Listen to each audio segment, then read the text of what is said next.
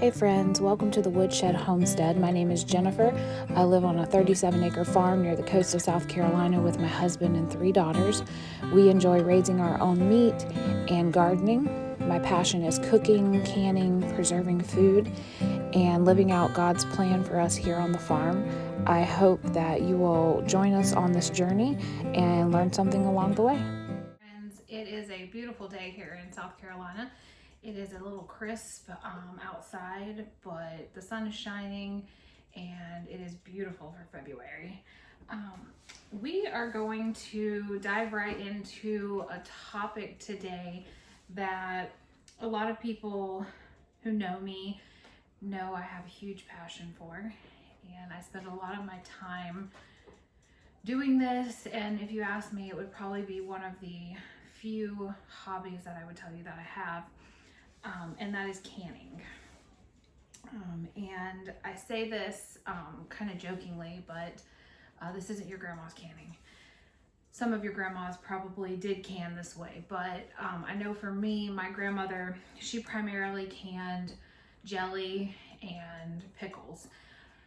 I never saw her can meat or soup or beans or anything like that. It was primarily jelly, pickles, and sometimes tomatoes. Aside from that, those were pretty much the basics.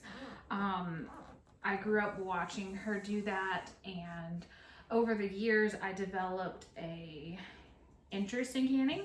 And once I was an adult and started kind of diving into the canning and the preserving world, I fell in love with canning. And that love has not ever left. It is literally probably, other than gardening, probably my only other hobby. And I jokingly tell people all the time, at least it's a hobby that feeds my family. But anyways, I love canning. If I could teach people how to can all day, that's exactly what I would do. But the Lord has not afforded me that opportunity yet in life. So I'm going to take the opportunity I have here to share a little bit of my knowledge. And this isn't necessarily a canning recipe for, I don't want to say beginners, because everybody has to start somewhere. Typically things like jams or tomato sauce or tomatoes, those are easier things to do, but this is not hard. And once I walk you through this process, I think you're gonna realize this is not a hard thing to do. You do have to have some equipment to do it, and you have to have time, and you have to have patience and a willingness to learn and learn from your mistakes. But we are going to go over the basics of canning, some canning equipment, some things that are must-haves in the canning world. And then I'll go a little bit more into detail about what I'm going to teach y'all how to can today. So first things first is, if you're going to can, you got to have something to put it in. And so I doubt there is anybody that doesn't know or recognize what these are. These are Ball mason jars. They don't have to be Ball. These are just the brand that I happen to grab off the shelf. I have probably every brand jar that is out there. I probably have at least a couple of those on my shelf. This is a pint jar. This is a quart jar. And when I'm canning, determining which jar I'm going to use, a lot of that, I take a couple things into consideration when I'm considering what jar size to use. For what we're going to do today, I'm going to use pints, and I'll explain a little bit more as to why I made that decision once we get to that part. If I was canning something like beans or tomato sauce or spaghetti sauce or stewed tomatoes or squash or any kind of chicken stock, beef stock, turkey stock, pork stock, I'm almost always going to use a quart size jar. And that's just based off of the needs that my family would have for a meal.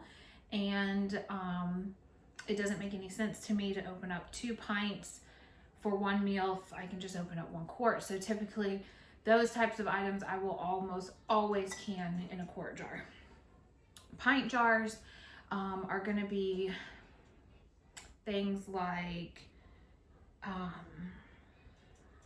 sausage, pork sausage, which is what we're going to be canning today. Pork sausage. Sometimes a lot of times when I can chicken or turkey, I will always use quarts. And then I will mix in, once I get enough of the quarts done that I know I need for my shelf, then I'll start filling some pint jars. And I do that in the event that, I decide one day I want to make chicken salad and I'm the only person home. I can go grab a small pint jar of chicken off of the shelf, and then I'm not being wasteful. I'm not making too much. Things like applesauce are gonna go. I'm gonna put those in pint jars. When I can jalapenos, I'm gonna put those in a pint jar. So I try to take into consideration the things, my family's needs, what I'm gonna use these items that are going in these jars for the most, and what those recipes look like, and that's how I determine what size jar I'm going to use. There are smaller jars, there is jelly jars, and there's little tiny like half jelly jars, and of course I use those for jelly, and sometimes just for dry storage of items. But for today's purposes, we are going to be using pint jars.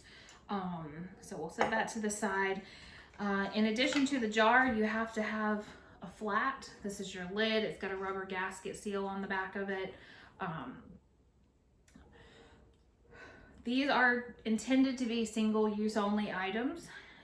When I am pressure canning, I typically almost always only use these one time in the pressure canner, and then I will clean them if they're not bent or dented or messed up too badly after opening the jar. Then I will wash them and I mark them and I save them for dry storage. So if I'm going to store dry beans in a jar, I would use a jar that I know I've already pressure canned with. I would use that to put on that. But you have to have flats, and with every flat you have to have a ring. And so these two fit together, go on top of your jar, and this flat and ring is what's going to end up creating your seal. And so those two items, when you purchase mason jars new, they come with a ring and a flat.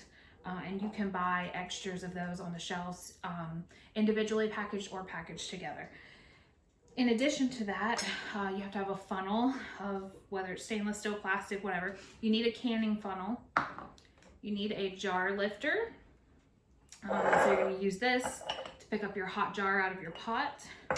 That is a must. This is a magnetic tool that you use to pick up your flat. Now, newer Ball and some of the other brand companies are going to tell you that you no longer need to put these into water in a pan or a pot on your stove and warm them prior to using them.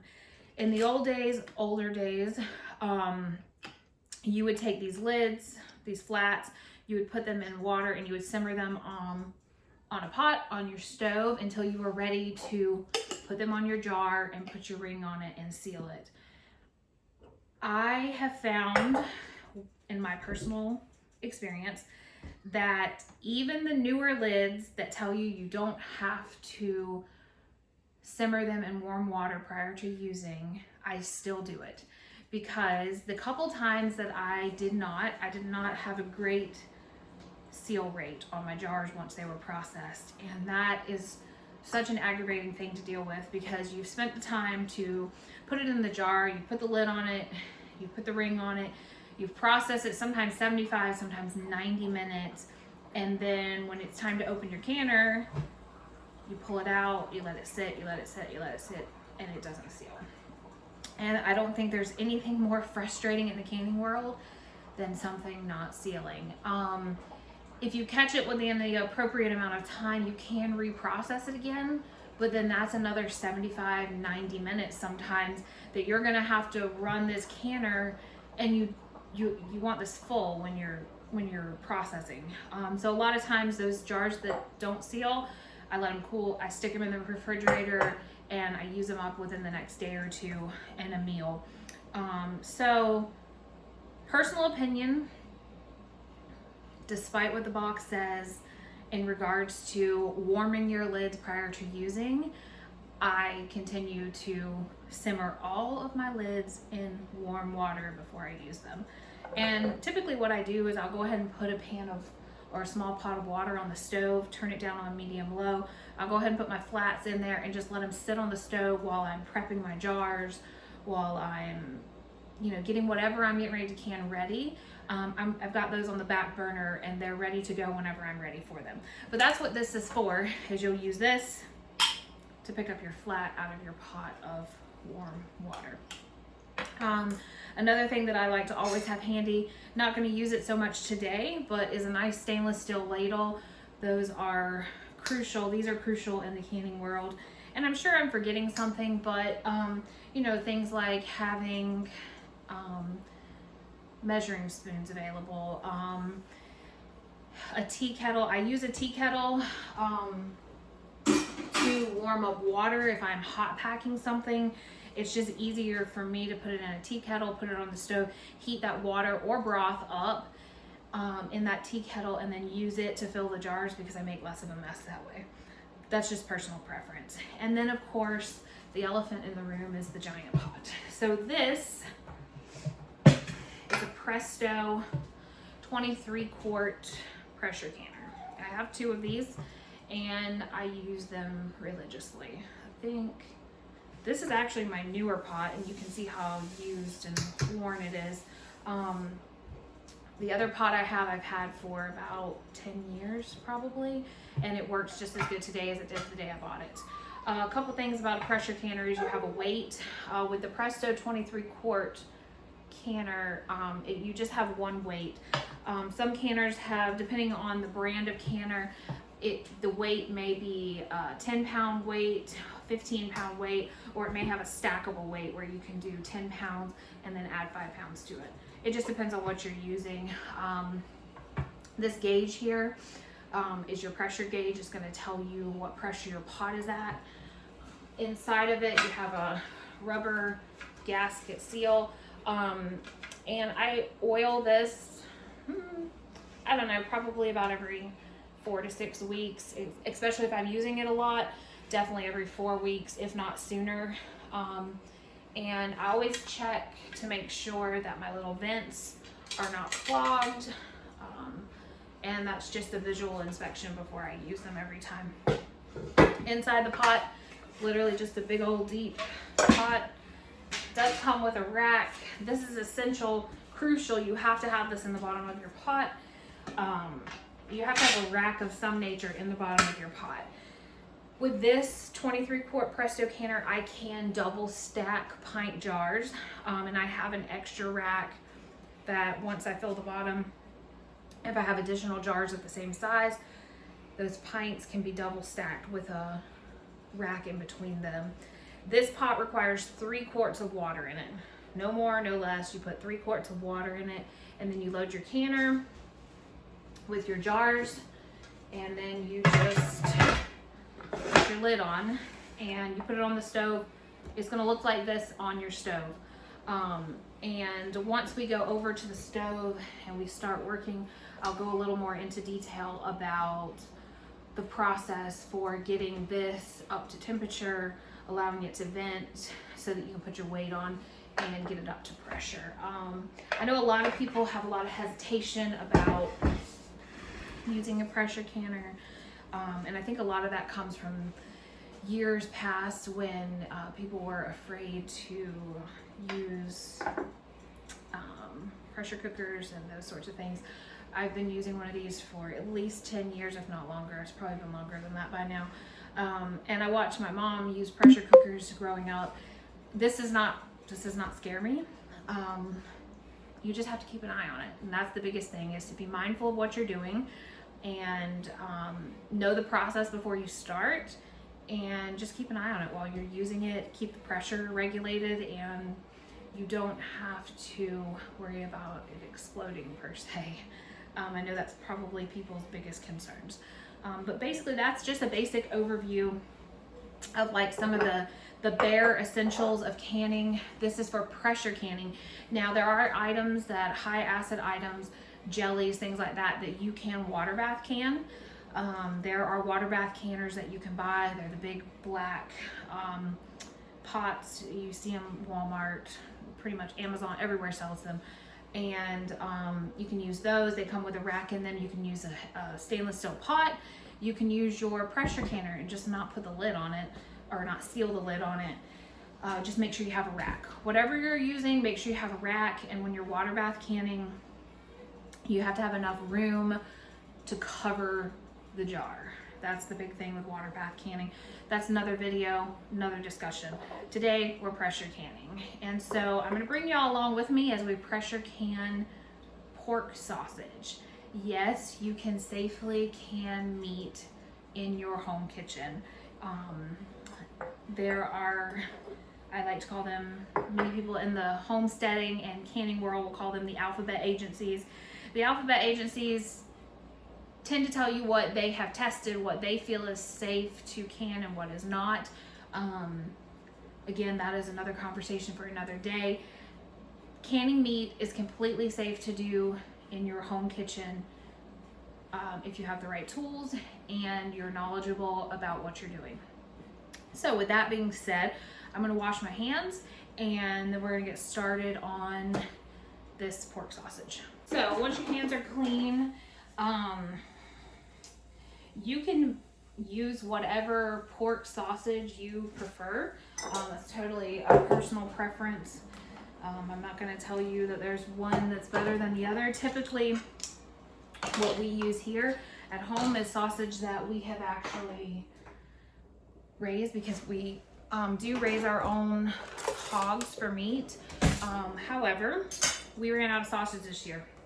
I do have 2 hogs that we are currently raising, and they're about a third of the way ready to go to the processor, but we're not there and we're out of sausage. And it's a staple in my house for breakfast and so forth. So I went to my local meat market. I've been going there since I was a child with my grandfather, and that's where I buy my sausage. If I don't have our own homegrown sausage, then I'm gonna purchase sausage at the local meat market. And I just went there and asked them for a bulk box of sausage. Unfortunately, all of the sausage that they have ready to sell is already in the casing. So you can cut this up and process it into like chunks or even links per se. My family prefers ground sausage for the most part, and most of what I end up using this for, it ends up being, I need it ground or in chunks. So what I do is I buy it like this, I just cut it out of the casing. It's very easy to do. I'm going to show y'all how to do that. But I'm going to grab my pan that we're going to use to brown this up. So when you're canning sausage, you want to lightly brown it. Some people will use the term par cook.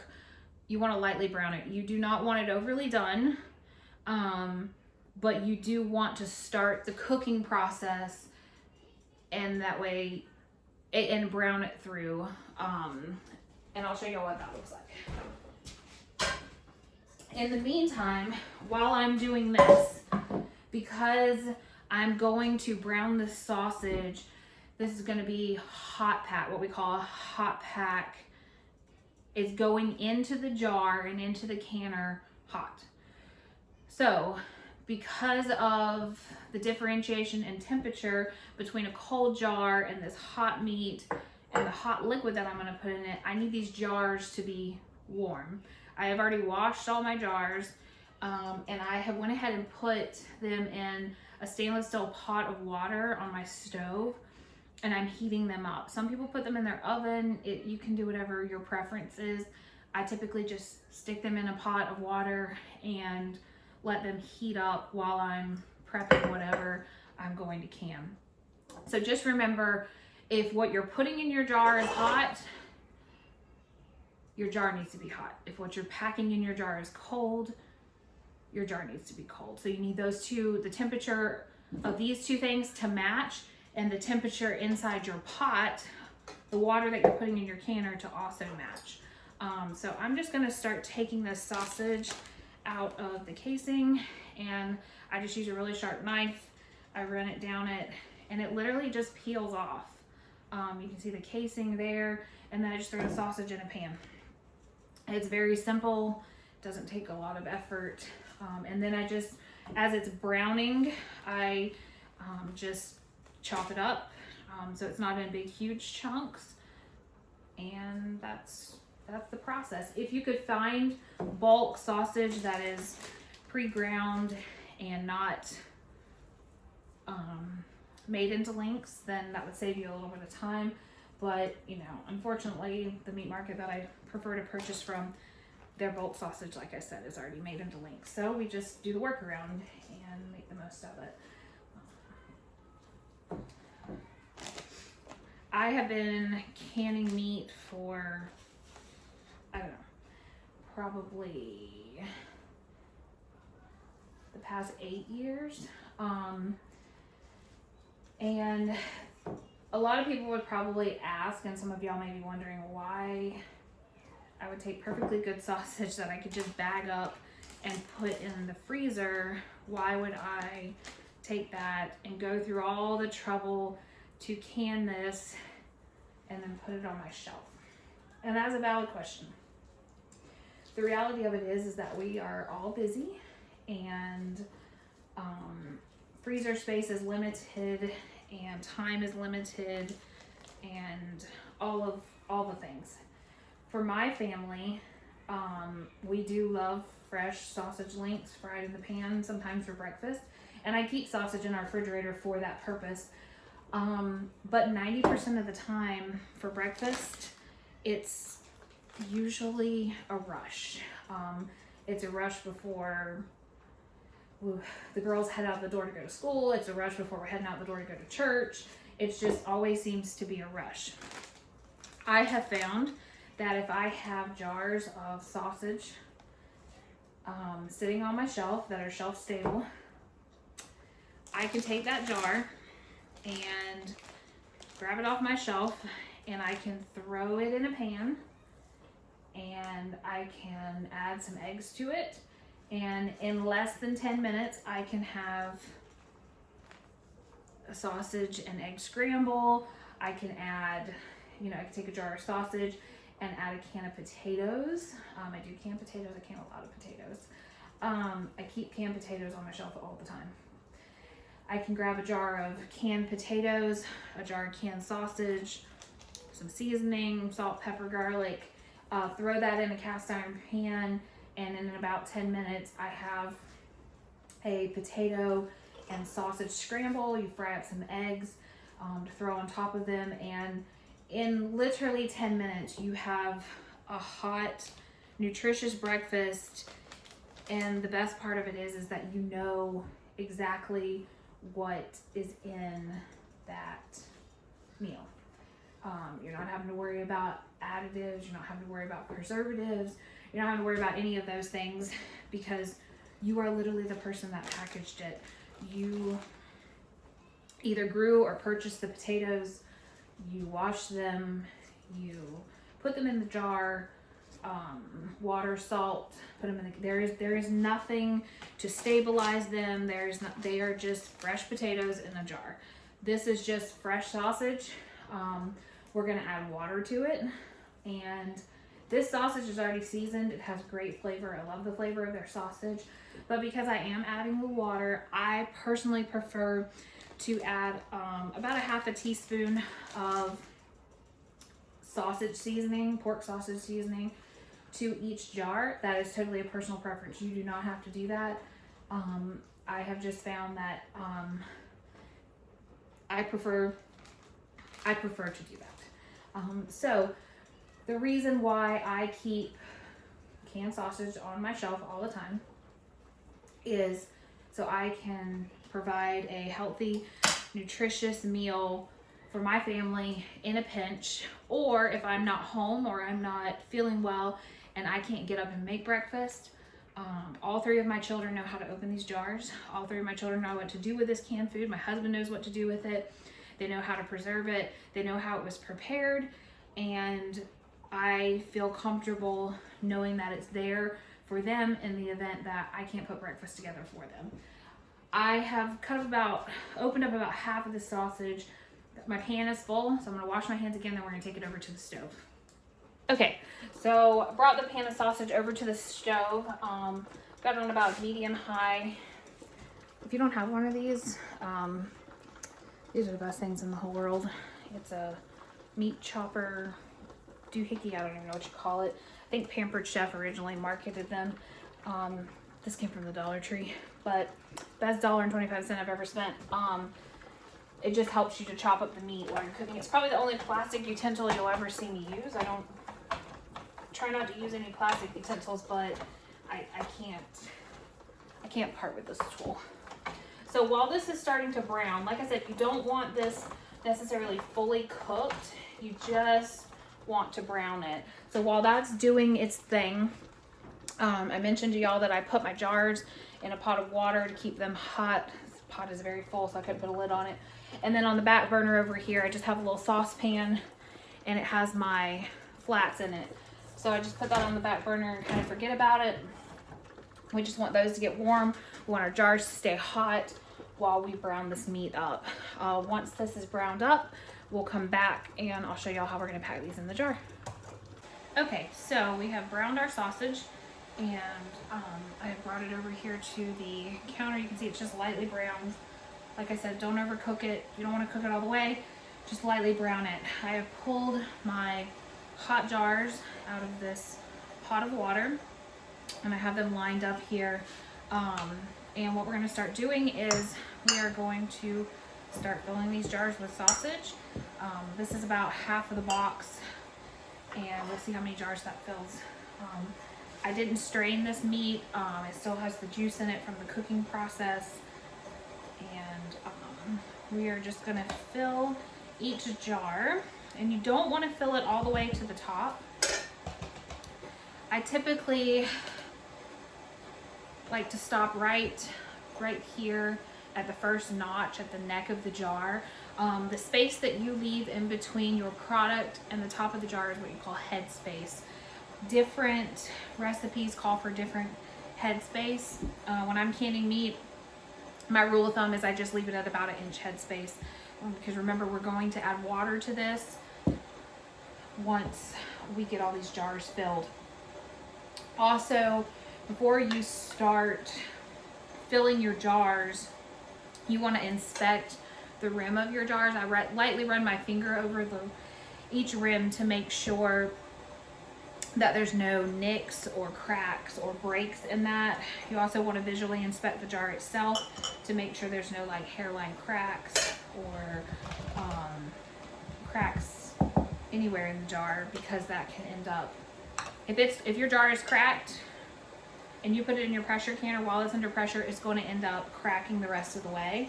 And when you open your pot, you are going to have a broken jar, and whatever product you are canning is going to be floating everywhere, and then the rest of your jars are going to be sticky or greasy or nasty, and you're going to end up having to wash those. And it just makes for more work. So inspect your jars before you start using them. So we're just going to fill these up, and so this was I think this was a 12-pound. Yeah, I think it was right about 12-pound box of sausage. So we'll see how many pint jars we end up getting out of this 12 pounds. Like I said, so far I've browned up half of it. And typically a pint jar of this, whether I combine it with scrambled eggs or I add potatoes to it, or I use, scrambled eggs and cheese and potatoes and make like a croissant bake, whatever I end up doing with it. Typically for my family of 5, I would only use one of these pint jars for breakfast, and that's just what seems to work for us. And we've been, like I said, I've been canning meat for about 8 years, and that's just kind of our rule of thumb is about, we usually typically use a jar per breakfast meal. You could also do this with Italian sausage. You know, it doesn't, the possibilities are endless with canning meat, and I'll, you know, go over that further in some other videos. But I can all kinds of meat. I can venison, I can hamburger, I can sausage, I can pork, I can chicken, I can turkey, pretty much canned beef stew. Pretty much if you can think of it, I have probably canned it. So our jars are filled, and now I am going to get my tea kettle off the back of the stove, and we are going to top these off with water.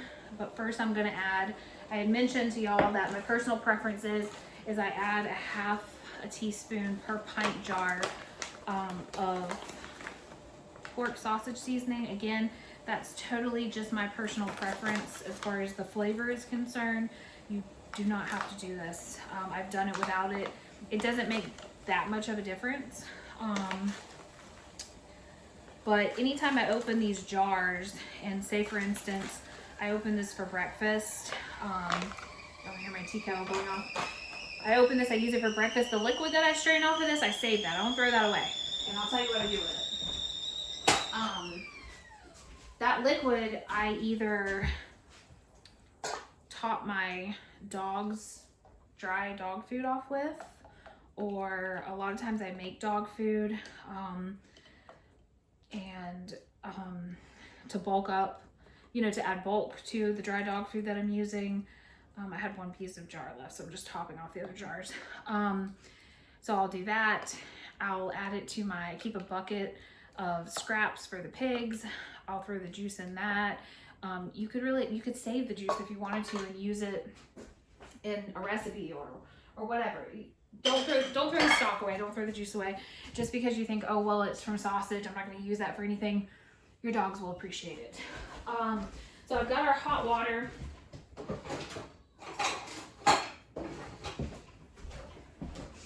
Excuse me, I forgot something. I've got our hot water ready, and so that half box of sausage, so about roughly 5.5, 6 pounds of sausage, probably 5.5. It filled 6 pint jars. So for my family, this is going to be 6 meals. I have added the little bit of seasoning that I'm going to add, and then this is just hot water. And again, I'm going to take it up to that first notch at the neck of the jar, which is 1 inch headspace. And we are just going to fill these up. And then anytime I'm packing anything that has any kind of like bulk to it, whether it's potatoes or meat or stewed tomatoes, whatever it is, I prefer to use like this is a wooden skewer, and I debubble. So I just push down into the jar to get any air out of it. I don't like using stainless steel. Like I said, I try to stay away from plastic utensils. So I literally just use a wooden skewer. I keep a pack of them in my drawer, and this is what I primarily use them for. And so we just try to get all the extra air bubbles out of that. And once that is done, I wipe off the rims of my lids, and I have learned that the best thing to do that with is vinegar. So I take a paper towel, a little bit of white vinegar, apple cider vinegar, it doesn't matter, and you're just gonna wipe the rims of your jars with that paper towel in case you got any grease, any food residue, anything on the rim of that jar. You want to get that off, because if you don't, it's going to prevent that jar from sealing. And like I said earlier, the last thing we want to do is put all this work into something and then it not seal, because that is aggravating. And I promise you, if you decide to start canning, you will feel my pain the first time one of your jars doesn't seal and you've worked so hard. This jar was a little overfilled, so I'm gonna transfer that over to that jar and just wipe that rim of that jar down again. And now we're gonna grab our flat, which I have simmering in the water on the stove, like I told y'all. So we've got our flats, and we're just gonna use our jar lifter. We're gonna pop the lids on. I try not to touch the underside of these. My hands are clean, but you know, the less that you, it's just like anything else, the less you expose germs to it, the better it's gonna be. I know that a lot of people probably raise concerns about canning and bacteria and all the things, and that's another conversation for another day. But if you do this properly and you handle it properly and you process it properly, you don't have anything to worry about. So when you are you have your flat on your jar. When you put your ring on, you want to twist until you feel resistance and stop. You don't want to over tighten these, because if you do, your lid will buckle and it will not seal. So just twist until you feel the slightest bit of resistance and stop. These 6 jars, now we're gonna take over, we're gonna put these in the canner. This is not going to quite fill my canner, but for the purpose of this video, we're just gonna put them in the canner, and I'm gonna show y'all how to process that. Okay, so we came over to the stove, and I changed my mind just in that second that I walked over here. Imagine that. What I'm gonna do is I'm gonna go ahead and load these jars that we have filled into this canner, and I'm gonna go ahead and put the water in it, and I'm going to turn it on low on the back burner. And I'm going to go ahead and brown up the rest of the sausage because my canner will hold, in total, usually I can get 19 to 20 pints in it, double stacked. And this is only 6 jars. I don't want to waste the time, like I said, to run the canner for, this is gonna have to process for 75 minutes. I don't want to waste 75 minutes and then turn around and have to do it again. So like I said, I'm going to put this on low on the back burner. We've loaded the jars that we have ready in our canner. We're going to add 3 quarts of water to this. I'm going to put warm water out of the tap. And so we have warm water in our pot, and we have, our jars were warm, our meat was hot, our liquid that we put into the jars was hot. And then I'm going to go ahead and do the same thing again. I'm going to brown up the rest of the sausage. I'll go ahead and pack the jars off camera, and then I'll bring y'all back once I have those loaded and we're ready to actually start the canner. Okay, so like I said, I went ahead and browned the other half of that box of sausage, packed my jars, and I got 6 more jars, so we have 12 in total. And I'm going to add those to this canner that I kept warm. I did go ahead and add the 3 quarts of water.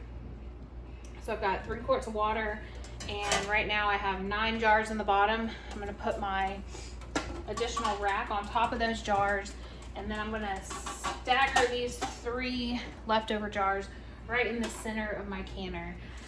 There's gonna be some people that will tell you not to leave this extra space around these 3 top jars. I've never had any issue with it. I do this all the time. I don't see any sense in putting empty jars of water in my canner just to process for 75 minutes and waste the flats, because I'm just gonna open them and dump them out. So right now I have 12 jars, 9 in the bottom, a divider, 3 on the top. We're gonna put our lid on. I've got my stove on 8, which is medium high heat.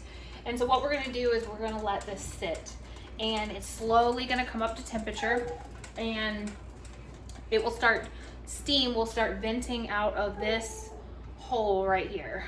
And once that steady stream of steam is coming out, we're gonna set our timer for 10 minutes, and we're gonna let this pot vent. It's called venting. We're gonna let it steam and vent for 10 minutes.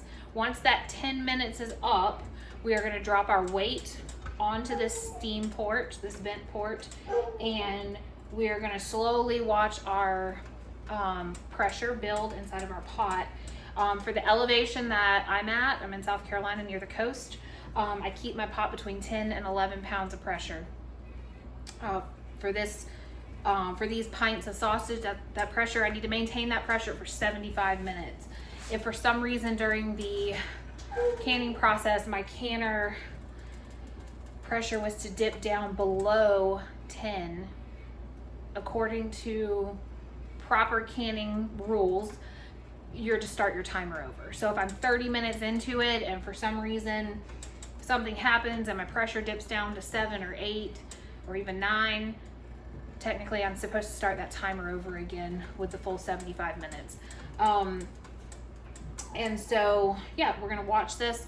We're gonna let it vent for the 10 minutes. Once it starts venting, I will show y'all that, and we'll go forward with this process. So yeah, it's kind of just a waiting game now. So we'll come back when we start seeing the steam vent. Okay, it's been about 10 minutes and our pressure canner is at a full steam. You can see the steady stream of steam coming out the vent port. We want to do that for 10 minutes, so we're going to set our timer for 10 minutes. Let this vent the pot for the full 10 minutes, and then we'll come back and put our weight on. Okay, so our pot has vented for 10 minutes. We're going to take our weight, we're going to drop it over that port where the steam is coming out of, and we are going to wait for our pot to pressurize. And so we're going to monitor our gauge here, and we wanted to get it up, like I said, 10, in between 10 and 11. If it goes a little above 11, that's fine. But once we reach that pressure that we're looking for, we're going to slowly start turning back the heat on our pot until we're able to maintain that until we're able to maintain that pressure in between 10 and 11. It's very important that you keep an eye on your pressure canner while you are canning. A lot of people have a lot of fear, like I mentioned earlier, that generates around using pressure canners or pressure cookers. And there is some legitimate concern, but typically that comes if you just ignore it or you walk away and forget that you're using it, and the pressure builds and builds and builds and builds and builds. Eventually, you know, something bad could happen, but those things typically only happen when you are not monitoring and paying attention to your pot. I will go do other things while in the house, while I have my pressure canner on. Once I've reached and maintained that pressure, you know, I'll walk away from it, I'll go swap laundry, I'll go in the other room and do something, but I'm never more than, you know, a room or two away, so I can pop back in here and make sure that my pressure's maintained, that it hasn't dropped below where it's supposed to be, or that it's not climbing up into the danger zone. So yeah, just keep an eye on it. We're at about 5 pounds of pressure so far. So once it gets to in between that 10 and 11 mark, we're gonna set our timer for 75 minutes. Pints of pork sausage takes 75 minutes to can. If I was canning quarts of sausage, that would be 90 minutes. It sounds like a long time, but it gives you time to go do something else. Like I said, go swap the laundry, go fold a load of laundry, go help your children with their homework. You could be prepping dinner while you're doing this. You'll be putting something in the crock pot. You could, you know, take this time to go sit down and read your Bible and pray and spend that time alone with God that you need to spend with Him every day. It just depends. Like I said, I would stay close to it, but you don't have to be like hovering over it the entire time. Just be mindful of what you're doing. And yeah, so we'll just wait for it to get to the ideal pressure, and then we will set our timer, and in about 75 to 80 minutes from now, we will have fully canned pork sausage that will be shelf stable. And yeah, so we'll come back in about 80 minutes and I will update y'all on what the process is from there. Okay, so our pressure canner has processed for the full 75 minutes, and I have let it sit here and cool for probably another hour. after that 75-minute time. So we're gonna open up the pot and I'm gonna show you what this looks like.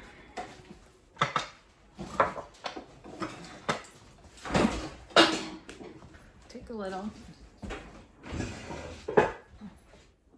And then even though this has been sitting for at least an hour cooling, it's still gonna be very hot.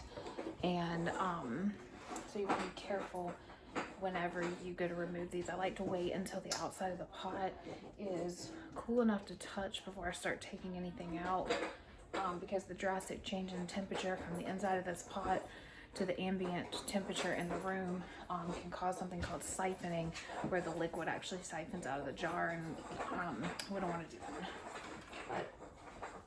But this is what your jar of canned pork sausage is going to look like. You can still see it's bubbling, and so what we're going to do is just sit those on a towel to cool.